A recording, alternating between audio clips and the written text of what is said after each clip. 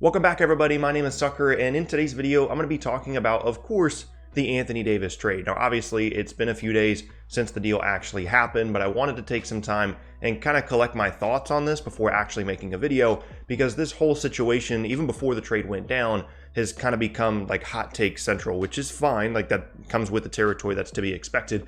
But there's been a lot of opinions about how the Lakers gave up way too much, or they're completely screwed long term, or this team or another team completely won the deal. But in my opinion, it was actually pretty much a win-win for both teams, and I'm going to talk about why in this video. Now, to be clear, that's not to say that there aren't losers league-wide in this deal, and some teams certainly didn't get out of the whole Anthony Davis situation as a whole what they wanted to. But in terms of just these two teams and the compensation that they each got in the trade, I actually think they both won, which is really strange for a superstar deal. So in case somehow you haven't seen the details on the trade, it's Lonzo Ball, Brandon Ingram, Josh Hart, the 4th pick in this year's draft, and then a whole bunch of future picks and pick swaps and unprotected stuff. And I'm just going to put that on screen so we don't have to list it out, in return for Anthony Davis from the Pelicans. I'm going to first talk about my thoughts on this from New Orleans' perspective. So the deal with the Pelicans is, even though obviously Anthony Davis is an outstanding player, he's a player that a lot of teams were interested in trading for, they were in a pretty tough spot because everybody across the league knew that he didn't want to be in New Orleans anymore. He only had 1 year left on his deal, and he was very specific about which teams he wanted to play for and would re-sign with long term. And that kind of limited the interest from certain teams for a couple of reasons. One, they were going to have to give up a ton, as we saw in this deal, to end up actually getting the Pelicans to trade them Anthony Davis, and teams didn't want to give up that much for what could possibly be a 1 year rental, even for teams like Boston and New York that seems well set up to build something promising around AD. Now, they did have the leverage of him having an entire season left on his deal, as opposed to this being like the trade deadline or something and them really needing to push up this trade. But they also, by all reports, wanted to get this done ahead of the draft on the 20th to give themselves some time to shop the 4th pick to other teams and see what they could get in return for the 4th pick in this year's draft, which as of this video, they are still doing. But even with all that stuff, the fact that he was very specific about which teams he would potentially want to re-sign with, the deadline that they put on themselves with the draft coming up, they still should have expected to get a ton in return for someone as talented as Anthony Davis,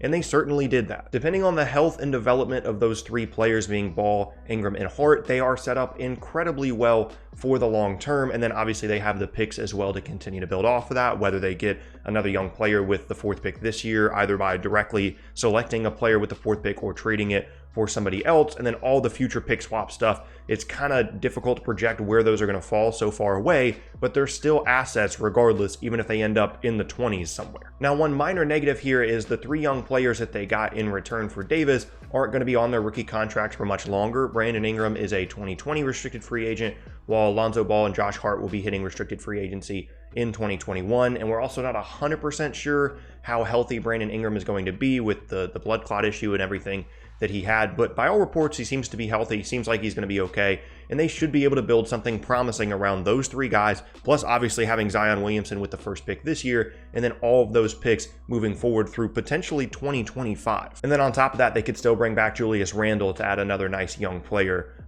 to this group. But no matter what happens, they at least have options, because realistically, depending on how good Zion is this year, they also still have Drew Holiday on the roster that they could potentially either trade for value or is a really good player for them.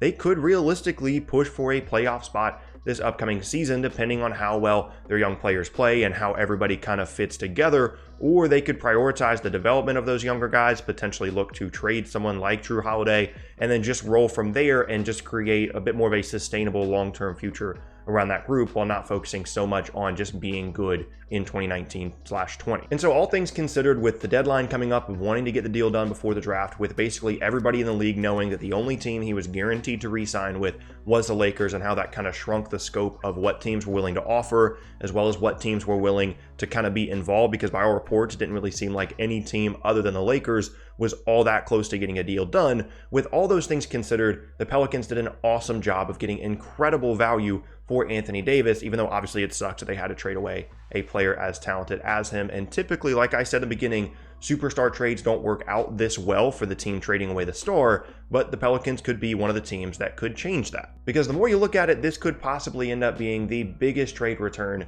in league history. But let's go ahead and talk about the other side of this, the team that gave up all these assets, the LA Lakers. Now, as I said, there's no getting around that the Lakers gave up a ton in exchange for Anthony Davis, especially considering all the other stuff where it didn't really seem like they were bidding against any other teams, and the Pelicans were up against the clock trying to get the deal done before the draft. But on the other hand, like, they're getting Anthony Davis, and I think there's a little bit of this narrative that we're kind of forgetting how good AD is because of this whole situation. He didn't play a ton in the second half of the year because he requested a trade. The Pelicans didn't want to play him and potentially get hurt.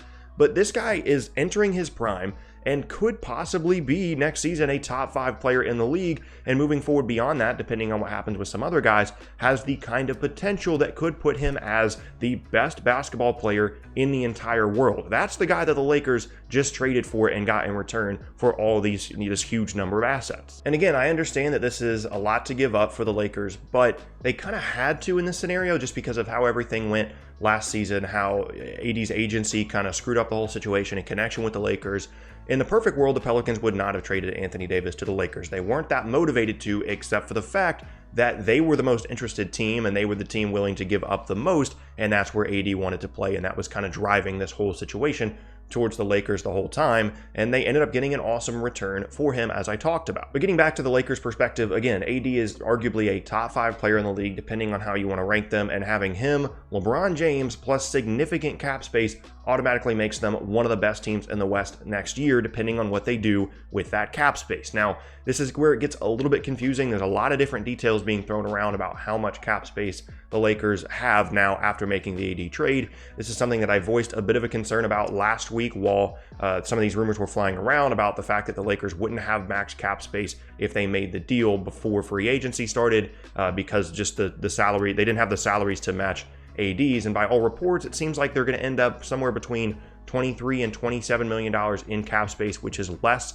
than a max, which is a big deal, obviously, for the Lakers, but it's not the end of the world. It doesn't seem like, everything that I'm reading, it doesn't seem like it's all that possible or all that likely, at least, for the Lakers to end up with max cap space, but they should still be able to bring in complementary players that can guard, that can shoot, that can make plays, and maybe that's a better option than just spending all of their money on one star, because again, it doesn't seem that likely that that is going to be a possibility. But when you have 2 players as good as AD and LeBron, and then you surround them with some good, high-quality role player-like players, they're going to be really good next year. They're going to be in title contention again, depending on how free agency goes. And automatically, if that's the case, as we just saw with the Kawhi Leonard trade last summer, that is going to be a win for that team if they're being put into legitimate title contention, regardless of how much they had to give up. They couldn't afford to wait around on this because of LeBron's age, and they wasted a whole year of LeBron last year with whatever they did last season. And I just don't understand how people can say that the Lakers lost this trade, or lost it by a huge amount by some people's accounts, when they're getting Anthony Davis in return and they're pairing him with LeBron James and are setting themselves up to be title contenders. Now, all of that is in the short term, and I understand that some people have concerns about the long-term ramifications of this deal because of the pick swaps and the unprotected picks and all that stuff. But one thing you have to understand is that assuming Anthony Davis re-signs with the Lakers this offseason, which it seems like he will, they're going to at least be decent with him on the roster. He's still young. If he signs a new 5-year contract, he's going to be with the team throughout this entire tenure of owing potentially the Pelicans picks. So they might not be title contenders after, LeBron retires or leaves the team, or whatever they do in the future. It is still the Lakers. They should still be able to make moves to be a good team, but it's not like they're going to be awful as long as they re-sign AD and as long as he stays healthy, which I understand can be a concern, but it's not like, in my opinion at least, this is going to be a Billy King, Nets, Celtics kind of situation where the Nets were trading for aging superstars or aging stars at that point that completely fell off at all the wrong times, and then they owed the Celtics all these high picks. Anthony Davis is like 26, 27 years old. He's going to be really good throughout his entire next contract, which again runs through when the Lakers owe the Pelicans picks.